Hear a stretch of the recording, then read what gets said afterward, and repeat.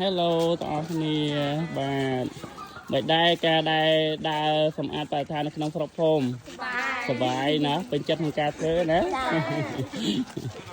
អត់ដឹងប៉ុន្តែនេះមកដោយសារចៃដន្យទៅឃើញច្រើនទៅក៏ឆ្លៀតថតតិចទៅមិនដែរសកម្មភាពពួកយើងទាំងអស់គ្នាសប្បាយហ៎ហើយ10 លើ 10ណាសប្បាយតែម្នាក់ដូចដើររឿងតុនជើងណាអត់អីណាបាទអញ្ចឹងបងប្អូនជួយ follow កន្លែងនេះអ្នកមួយផងបងប្អូនទាំងអស់គ្នាកម្មវិធីបរិស្ថានចូលរួមដោយសិស្សនិស្សិតនៅខាងកោះប៉ាតិនយើងទាំងអស់គ្នាត្រូវទេចា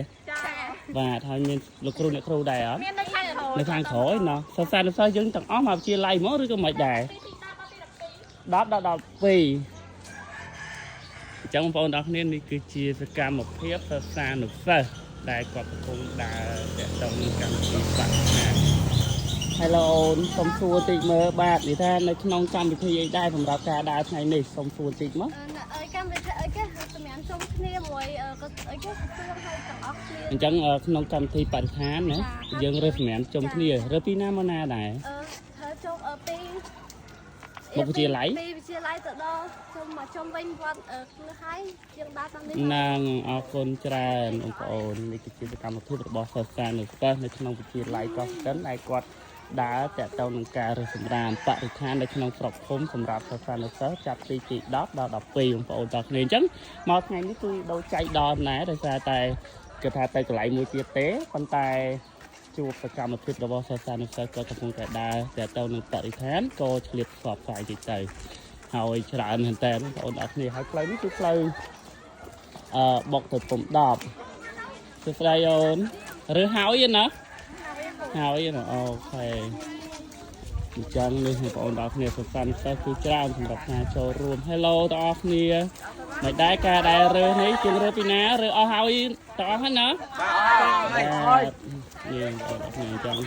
មានអាវខាង Hello បាទ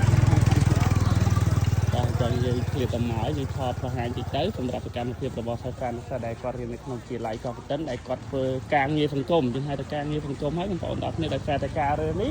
មិនរើសនៅក្នុងវិទ្យាល័យទេគឺគាត់រើសនៅតាម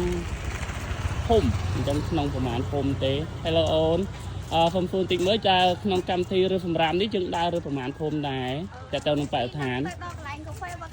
កាហ្វេវត្តថ្នោតអញ្ចឹងមកភូមិពីរភូមិណាបាទនេះបងប្អូនអរគ្នាពីភូមិ3ភូមិហើយសម្រាប់នៅខាងវិទ្យាល័យកោះប៉ាតិនរបស់យើងអ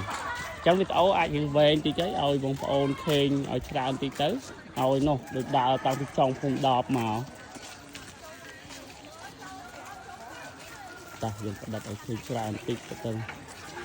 ហើយចាស់មិនដើរដូចលេងមាន power Hello ទាំងអស់គ្នាមិនដែរការដើររើសនៅសម្អាតបរិស្ថានសប្បាយអត់ Happy ណាយកលោកគ្រូ